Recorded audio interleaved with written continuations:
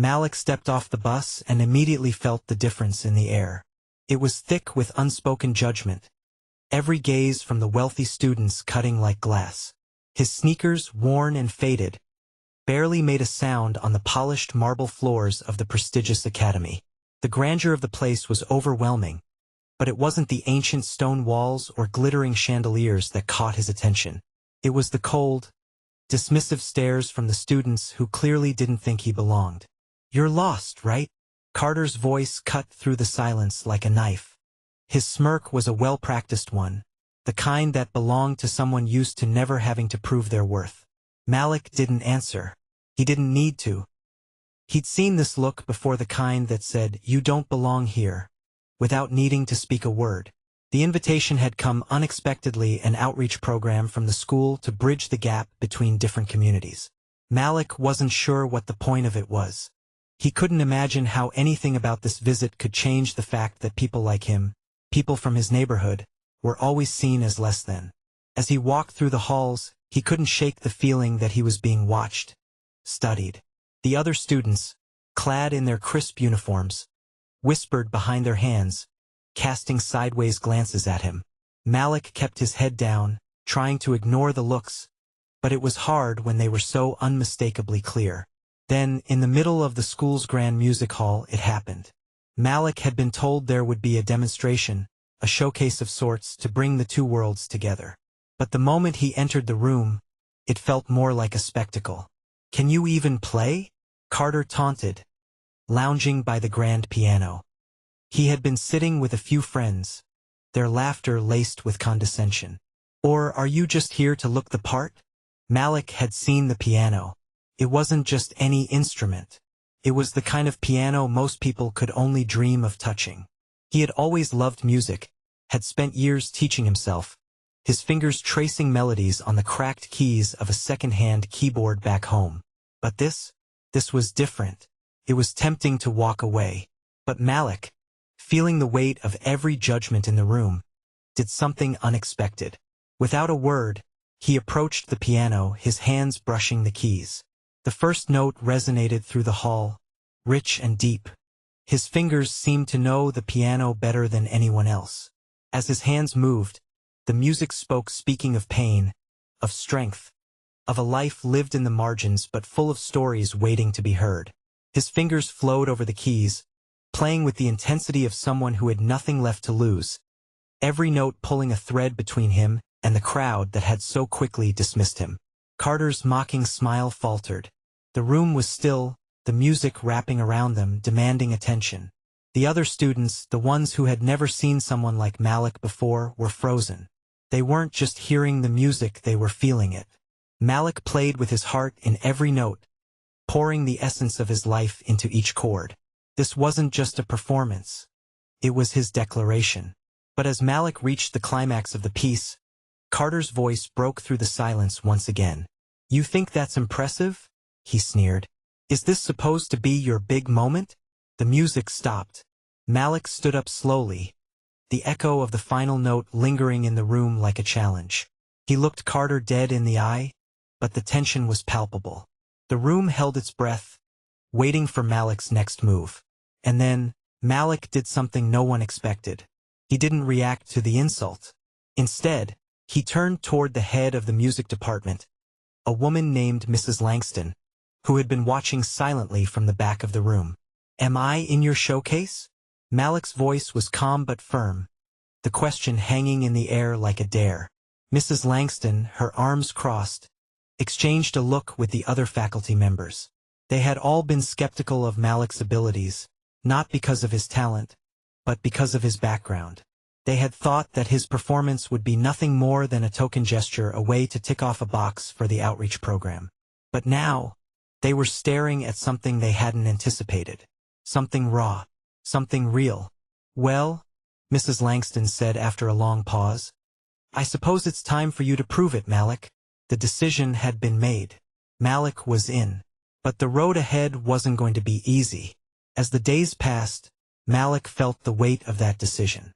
The other students didn't welcome him with open arms. The whispers started again, but this time, they were louder. Every time Malik walked through the halls, There were sideways glances, uncomfortable pauses, and the feeling of eyes watching him from every corner. It wasn't just Carter who was determined to bring him down.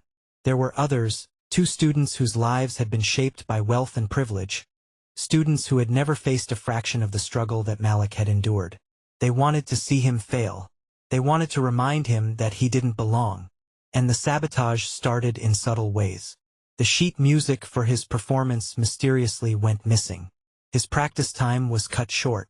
There were rumors planted about his background, whispers about his family, his neighborhood, as if that alone was reason enough to doubt his talent. But Malik didn't give up. He had been underestimated his whole life. He was used to having to prove himself, used to battling against assumptions and prejudices. And as he practiced, as he poured his soul into every note, something began to shift. His music, once a solitary expression of his pain, became a beacon, a reminder that no one could define him by their narrow views. The day of the showcase arrived, and Malik knew it wasn't just about playing music anymore. It was about making a statement. He wasn't just a boy from the wrong side of the tracks.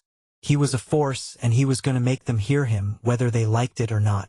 As he sat at the grand piano, the same one that had once been used as a tool for mockery, he felt the energy in the room shift. The whispers stopped. The skeptical glances faded. And when his fingers hit the first note, everything else melted away. But then, right before the final crescendo, Malik's world shifted again. Carter stood at the back of the room, his face twisted with frustration. He had expected Malik to fail, to stumble. But this wasn't the ending Carter had imagined. This was something new, something powerful. And just when Malik thought he had won, just when he thought the divide between them had been bridged through the beauty of music, Carter did something unexpected. He stood up, walked to the front of the room, and slammed his hand down on the grand piano. The sound was jarring, crashing into the serene melody. The audience gasped. Carter's face was flushed with anger. "You think you're better than me?" he spat. "You think a few notes can change who you are?" The tension in the room crackled. Malik froze for a moment, but only for a moment. His fingers returned to the keys, louder this time, stronger. He was playing for more than just a spot in the showcase now. He was playing for his life, for his dignity. As he finished the piece, the room was silent. And then, as the final note lingered in the air, Malik stood up, facing Carter. "Maybe," Malik said quietly, his voice firm, "the music speaks louder than your words ever will." The silence was deafening. Carter didn't know how to respond. Malik didn't give him the chance. With a last glance at the stunned crowd, he walked out of the room, leaving them with more than just music. He had left them with a question, a challenge to their biases. But as Malik stepped into the hallway, the real test was just beginning. His heart raced, but he knew he had changed something. He had forced them to look at him differently, and, more importantly, to look at themselves. Malik's heart pounded as he stepped into the hallway, the harsh words of Carter still echoing in his ears. The nerve, the audacity. How could someone so privileged, so used to getting everything handed to them, have the nerve to undermine him in front of everyone? The whispers behind him were a mix of surprise, disbelief, and mockery. He didn't need to look back to know that they were all talking about him.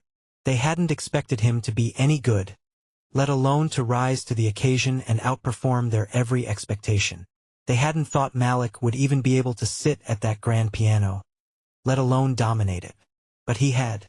And now, the entire school was left with a question they hadn't been prepared to answer. Malik didn't care what they said anymore. He'd played for himself, not for their approval. His fingers had danced across those ivory keys with every ounce of raw emotion he had. Because music was his escape, his refuge. It was the only language that had ever understood him. But the question was no longer about his music. It was about the walls that had been built around him, walls that tried to keep him out of this world, out of their lives. Walls that, for the first time, Malik was determined to tear down. But even as he steeled himself for the challenges ahead, he couldn't shake the feeling that something darker was at play. It wasn't just Carter. It wasn't just the students who had ridiculed him.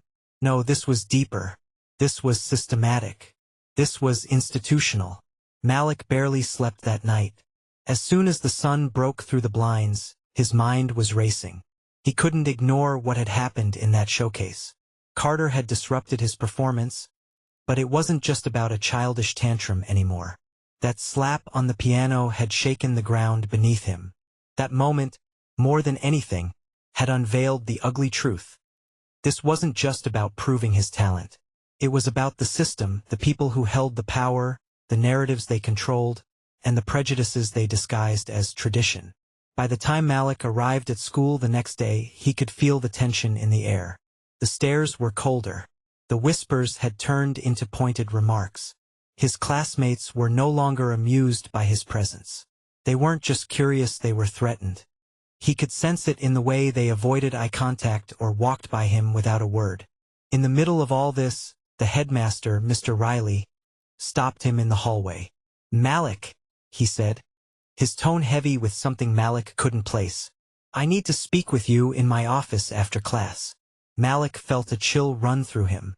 He knew exactly what this meeting would be about. It wasn't a celebration of his performance. It wasn't a congratulations. No, it was a summons. A warning. They were going to make sure he knew his place. The moment Malik stepped into Mr. Riley's office, he was hit by the weight of the room. The expensive leather chairs. The polished mahogany desk. The walls lined with prestigious awards. This was their world, the world that Malik was never supposed to be a part of. Mr. Riley didn't waste any time. He leaned back in his chair, clasping his hands together in front of him. His gaze was sharp, almost calculating. "Malik," he began, "I've been informed of some disruptions during the performance yesterday." Malik stood his ground. "Disruptions?" he repeated, his voice steady. "I played music. That's all." "Yes, well," Mr. Riley said with a dismissive wave. "We are grateful for the contribution you made, but you must understand we have standards here. This school isn't just about talent. It's about discipline, decorum. The kind of performance you gave, well, it doesn't fit with our ethos." Malik's jaw tightened. "So it's not about my music. It's about how I look, how I carry myself." Mr. Riley's expression didn't change. "I didn't say that, but we need to maintain order. We need to consider the greater good of this institution. Your performance has caused quite a stir. Some students are unsettled." Malik clenched his fists. He could feel the system closing in on him. They weren't talking about his talent. They were talking about the discomfort his presence caused. It was the same old story, the same old prejudice. If Malik was to thrive here, if he was to be accepted, he would have to play their game. But he refused. He wouldn't be anyone's token. "Am I being expelled?" Malik asked, his voice sharp. "Not yet," Mr. Riley answered, leaning forward. "But let's be clear, Malik. You're here as a part of an outreach program. You're a guest. And if things continue like this, you may not have a place in our showcase. You need to be careful." Malik felt the weight of the words, but he didn't flinch. "I'll take my chances." As Malik walked out of the office, his head was spinning. He had expected the meeting to go like this, but hearing the words from Mr. Riley's mouth made it real. They were trying to push him out, to shut him down before he could challenge their carefully constructed world. But just as he was about to leave the building, a familiar face appeared. Mrs. Langston, the music teacher who had supported him during the showcase, was waiting by the door. "Malik," she said, her voice urgent. "I've been meaning to speak with you." Malik looked at her, confused. "About what?" "I know what happened in there," she said, nodding toward the headmaster's office. "It's not just about your music, Malik. It's about the fact that you made them uncomfortable. You challenged the system in a way they're not ready to accept." Malik's heart skipped a beat. "You know about the program. You know what they want from me. They don't care about my talent. They just want me to stay in my lane." "I know," Mrs. Langston said quietly. "But I also know something they don't. You don't have to stay in their lane. You don't have to let them define you. You have the power to change the narrative, Malik. I've seen it, and I'm willing to help you." Malik's eyes narrowed. "How? We can't just play by their rules." Mrs. Langston said, leaning in. You've got the talent. But now you need something more. You need allies. You need people in this school who will stand with you, who will see the injustice for what it is. Malik felt a flicker of hope. Maybe he wasn't alone in this fight. Over the next few weeks, Malik began to navigate the difficult waters of the school. He knew he couldn't take on the entire system by himself. But he could start with the small, quiet moments, building relationships with the students who saw beyond the prejudices, the ones who understood that Malik was more than just the stereotype they'd been taught. It wasn't easy. There were moments when it felt like he was swimming against the current. Some of the students, even those who were sympathetic, were afraid to speak out. The fear of retaliation, the fear of losing their place in this world of privilege, kept them silent. But there were a few like Sarah, a student from a working-class family who had been quietly watching Malik struggle, and Theo, a brilliant but rebellious kid who had his own issues with the school's elitism. Together, they began to form a small but determined group, quietly speaking up for Malik and, in doing so, for their own right to exist beyond the boundaries set by the system. As the day of the final showcase approached, Malik's anxiety grew. He knew the school would try to sabotage his performance, that they would do everything in their power to make sure he didn't succeed. But he had a plan. He had learned the truth about the system, and now he was ready to expose it. But just as he was preparing to confront the school at the showcase, Mrs. Langston pulled him aside once again. "Malik," she said softly, "there's something you need to know." "What is it?" Malik asked, his pulse quickening. "I've heard rumors," she said, "that they plan to replace you in the showcase with one of their own, someone more acceptable. They don't want you representing their institution." Malik's blood ran cold. It was happening.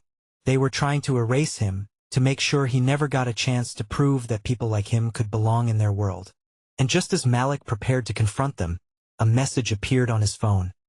"Meet me in the auditorium after class. Sarah." He rushed to the auditorium, hoping to find answers. But when he arrived, the door was locked. Something didn't feel right. Suddenly, a figure emerged from the shadows, holding a letter. "This is the end of the road for you, Malik," the figure said coldly. Malik's breath caught in his throat as the figure in the shadows stepped closer. His mind raced as he tried to make sense of what was happening. He had hoped for support, for a moment of solidarity. But now, all he felt was the sharp sting of betrayal. Who was this person? And why was he standing in the dark of the auditorium, holding a letter, his future dangling from its weight? "Who are you?" Malik asked, his voice trembling but steady, betraying none of the fear that coursed through his veins. The figure stepped forward, and as the dim light hit his face, Malik's stomach dropped. It was Mr. Riley, the headmaster. He was the last person Malik expected to see here, especially after the threat of being removed from the showcase. Malik's heart pounded in his chest, and he instinctively stepped back, but there was nowhere to go. The walls of the auditorium were closing in on him. "This is your final warning, Malik." Mr. Riley's voice was cold, measured. "You've caused enough disruption. You were never supposed to be here. This showcase was a way for us to show the world how inclusive we can be. Look at what diversity brings to our halls. But now it's gone too far. The students, the faculty, they don't want someone like you making a scene." Malik's blood ran cold. It wasn't just about his talent anymore. It was about a narrative, a carefully curated image the school wanted to maintain. They couldn't risk a student from his background making waves in their privileged, pristine world. "I'm not going anywhere," Malik shot back, the defiance in his voice louder than ever before. He had faced these walls his whole life. He wasn't about to let them trap him now. Mr. Riley's lips curled into a sneer. "Don't make this harder than it has to be. We can give you a way out. Leave quietly, and we'll make sure your future remains untarnished. Or, you can keep fighting, and I promise you, it won't end well for you." Malik felt the weight of those words crash down on him. The entire institution, the people who ran it, were trying to force him out. It wasn't just about talent or being good enough, it was about power. The power they had over him, over his future. "I won't leave," Malik said with quiet conviction. But the words felt like a battle cry in the silence of the auditorium. His voice shook slightly, but there was an undeniable strength in it. If I'm going to leave, it'll be on my terms. Not yours. Mr. Riley's eyes darkened. Then you'll have no place here. Malik's mind raced. What was he supposed to do now? He had never expected things to escalate this far. He had hoped that his music, the raw honesty of it, would speak for itself. But it had only made things worse. He was playing into their narrative of the token student. He wasn't supposed to be here, and in their eyes, someone like him had no place in their world. I won't back down, Malik said firmly, standing his ground. If this school has a problem with me, then I'll make sure everyone knows. I'll expose the truth. At that, Mr. Riley laughed. A sharp, dismissive sound. Expose what? That we're biased or privileged? Do you think anyone cares about your story? Malik? Do you think they care about your background? You think anyone out there will support you when you're a footnote in a school that's done more for you than your neighborhood ever could? His words hit Malik hard, but they didn't break him. If anything, they made him more determined to fight for his voice to be heard. Maybe they don't care, Malik said, feeling a fire spark inside him. But I do, and I'm not going to let this go. Not anymore. Mr. Riley stood in silence, his cold gaze never leaving Malik's face. Finally, he turned and walked toward the door. Do what you want, Malik, he said over his shoulder, his tone still dripping with disdain. But remember, you're still just a story, a blip in the system. When this is all over, you'll be forgotten. Malik watched as the door clicked shut behind Mr. Riley, his mind racing. He had to do something to expose the hypocrisy that ran through this institution. He couldn't just leave it like this. The days that followed were a blur of confusion and mounting tension. Malik knew his days at the school were numbered. He had seen how they treated him, how the system tried to swallow him whole, erasing his identity, his voice, his presence. It was a bitter reality he had already anticipated, but that didn't make it any easier to accept. But Malik wasn't going to let them win. He couldn't. Not after everything he'd fought for. He reached out to Sarah, Theo, and Mrs. Langston. Together, they would have to gather the evidence, the truth that could show the world what was happening behind the polished doors of the academy. They would gather testimonies, expose the stories of students who had been silenced by the same prejudice Malik was facing. And they would show the world that this school's claim to inclusivity was nothing more than a facade. It wasn't long before they uncovered the truth. The school had been pulling strings to make sure that the marginalized students like Malik never got a chance to thrive. There were documents, emails, and memos from the administration detailing plans to keep students like Malik in check, ensuring they remained in the shadows, invisible. Malik was no longer just a student. He was a symbol, a living testament to how far the system would go to keep its power intact. But what could he do with all this information? How could he ensure it was more than just words on a page? As the showcase neared, Malik knew he had one last chance to make a statement. He had been invited to perform once again, but he wasn't just going to play music. This time, he was going to expose the truth. On the day of the showcase, Malik walked to the piano with the weight of the world on his shoulders. He wasn't just playing for himself anymore. He was playing for every student who had ever been pushed down, silenced, and forced to shrink to fit into someone else's vision of what they should be. As he began to play, the notes filled the room, each chord resonating with the anger, the frustration, and the hope he felt. But this time, it wasn't just a performance. It was a statement. He had embedded their emails into the music, their words echoing in every note, every pause. When he reached the crescendo, Malik didn't just stop playing. He stood up and faced the audience. I'm not just a token, he said, his voice loud, cutting through the silence. I'm not just a diversity hire or a statistical number. I am a person, and I deserve to be here. But more than that, I deserve to be seen for who I am, not the stereotype you want to put me in. The room was silent, and Malik could feel the eyes of the students, teachers, and faculty on him. He had their attention. I've seen the emails. I've seen the plans. And I'm not afraid anymore. The truth will come out, no matter how much you try to hide it. I'm not going anywhere. The truth hung in the air like a weight. And with that, Malik walked off the stage, knowing that his fight had just begun. The aftermath was swift and brutal. The school tried to backtrack, claiming that Malik's accusations were baseless. They tried to discredit him, painting him as a troublemaker, a disgruntled student who didn't understand the benefit of their outreach program. But Malik wasn't the only one speaking up anymore. Sarah, Theo, and even a few sympathetic teachers rallied behind him, using the evidence they had uncovered to demand an investigation. The media got wind of the story, and soon, Malik's fight for justice had gone viral. The pressure mounted. Students who had once been too afraid to speak out now found their voices. They supported Malik, shared their own stories of being marginalized and silenced by the same system. And when the investigation finally went public, the truth could no longer be ignored.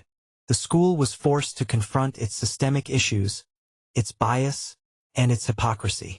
It wasn't perfect. The fight wasn't over. But as Malik sat in his room, watching the news reports of the school's investigation, he felt a sense of peace. He had done what he set out to do. He had shattered the silence. The battle against prejudice was far from over, but Malik had started something that couldn't be undone. He had exposed the cracks in the system, and now it was up to others to continue the work. As the days passed, Malik began to rebuild. He enrolled in a new school, one that offered him the respect he deserved.